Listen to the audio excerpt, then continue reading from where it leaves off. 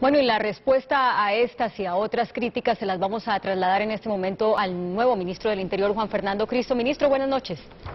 Muy buenas noches, Claudia, ¿cómo está usted? Muy bien, mire, si la controversia es por la presencia de esta mesa de asesores técnicos en La Habana, que no son negociadores, si ellos no van a negociar, ¿por qué no podrían hacerlo desde Bogotá, la asesoría técnica, y así evitarse todas estas críticas, porque según el Centro Democrático el presidente los obliga a violar la Constitución?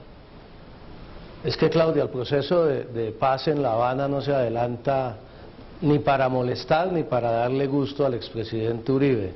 Es un anhelo de paz de millones de colombianos, y lo que se ha decidido en la última semana, Claudia, primero la participación de las víctimas en La Habana el pasado sábado, en un hecho histórico sin antecedentes en ningún proceso de paz, ni en Colombia ni en el mundo entero, que le da una legitimidad ética y política enorme a ese proceso de paz. Y hoy con la participación, imagínese, hoy deberíamos estar celebrando, Claudia, que por primera vez en un conflicto de 50 años, el Estado colombiano, representado en los negociadores del gobierno en La Habana, y las FARC van a instalar una subcomisión técnica para hablar ni más ni menos que de la posibilidad, por primera vez, de dejar las armas, de la posibilidad de un cese definitivo del conflicto y de las hostilidades contra el pueblo colombiano. Ministro, y si estamos hablando de dejar las armas, y si estamos hablando de cese de hostilidades, eso deben asesorar al gobierno, son precisamente nuestros militares, nuestra fuerza pública, que es la que ha estado dedicada en los últimos 50 años a defender a los colombianos, y la que conoce milímetro a milímetro el territorio nacional. Permítame interrumpirlo porque tengo otras preguntas y el tiempo se me va muy rápido, le ruego respuestas más breves. El otro punto es la Comisión de Historiadores, que también recibió críticas, en este caso de parte del procurador. La pregunta es la misma: si ellos ya han hecho unos libros, unos documentos sobre lo que es el conflicto en Colombia, para que todos los colombianos lo entendamos, ¿qué va a ser lo diferente que se puede esperar de ellos al hacer un nuevo documento con presencia en La Habana después de entrevistarse con los negociadores? La comisión de esclarecimiento, como bien lo dijo hoy el presidente, es distinta a la comisión de la verdad, que está consagrada en el marco jurídico para la paz, que tendrá que expedirse una ley de la República para conformar una comisión de la verdad independientes. Estos historiadores harán un trabajo de esclarecimiento, un relato del contexto de cómo nació el conflicto en Colombia, sin entrar a los pormenores de las víctimas, de los hechos particulares que han sucedido en el conflicto durante los últimos 50 años. Pero la verdad, Claudia, es que al procurador no le ha gustado nada el proceso de paz desde que se inició, y tampoco le va a gustar nada en el futuro. O sea que eso no les preocupa porque lo dan por hecho. Ahora, el hecho de que se instale esta comisión de historiadores, pues prácticamente abre la puerta para que ya se hable, no la de historiadores, la de los oficiales activos, abre la puerta para que ya se hable del quinto punto. Esto puede tener dos interpretaciones. Una, que rápidamente se va a llegar al acuerdo porque se van a manejar dos últimos puntos en paralelo. O la otra, que son unos puntos tan difíciles y que se van a demorar tanto tiempo que hay que empezar ya, porque si no, ni siquiera va a haber tiempo de aquí al final del gobierno para negociarlos. ¿Cuál de las dos es la hipótesis real? Las dos, Claudia. Tiene usted razón en las dos interpretaciones. El quinto punto es un punto muy complejo, es un punto muy profundo. Es que, acordémonos, Claudia, estamos hablando de terminar un conflicto de 50 años, vuelvo e insisto, y eso no se toma 15 días ni un mes.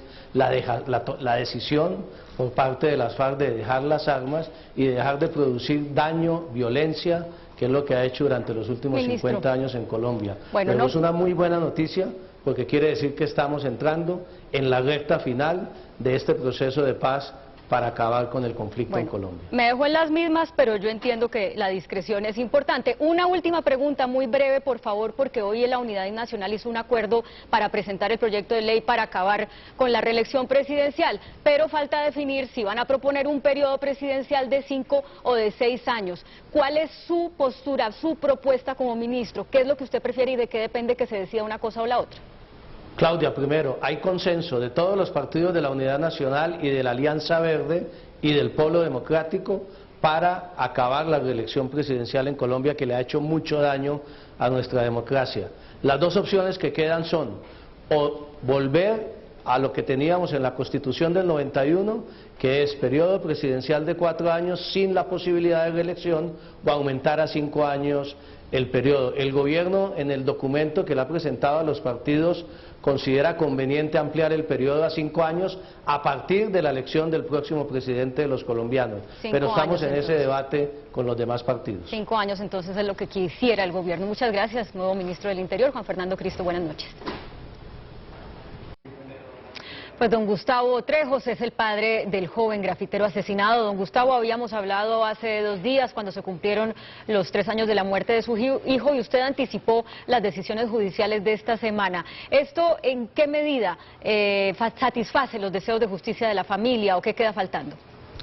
Bueno, es un avance, ya con estos 3 uniformados se completan 10 uniformados.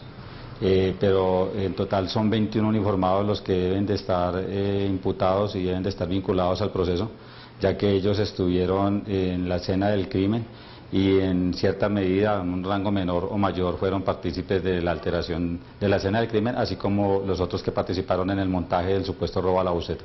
Bueno, entre esas 11 personas, 11 uniformados, como usted llama, que faltarían por judicializar, está el general Patiño. Ustedes dicen que tienen pruebas contundentes contra él, pero que alguien lo está protegiendo y que por eso aún no ha sido vinculado a la investigación. ¿Cuáles son esas pruebas? Recuérdenos, ¿y quién lo protege? Bueno, en cuanto al material probatorio que existe, pues la Fiscalía cuenta con testimonios, varios testimonios, los cuales lo vinculan en una reunión en el CAI del 20 de julio con 2 testigos falsos, adicional que a esos testigos falsos les dio dádivas, y el general inicialmente dijo que ha sido una reunión de 5 minutos, pero existe material probatorio que demuestra que fue una reunión de un poco más de 2 horas. El general siempre estuvo presente. Adicional a esto, el general fue el que presuntamente habló con el conductor de la buseta para que fuera a los falsos testimonios ante la prensa, y nosotros sabemos también que existe material probatorio con el cual el fiscal sexto delegado le podría imputar o inferir una imputación por aparentemente ser el coautor o el determinador de todo el montaje, la alteración de la escena del crimen. ¿Quién lo protege, don Gustavo, brevemente? Básicamente lo están protegiendo altos mandos de la policía, y existe también un temor dentro de la Fiscalía para imputarle los cargos, ya que se iban a imputar cargos en junio y cambiaron el fiscal y esto demora esa decisión de imputación de cargos. Bueno, pues seguiremos en el seguimiento a este caso tan sensible para la comunidad. Don Gustavo Trejos, gracias por atendernos. Y gracias a ustedes.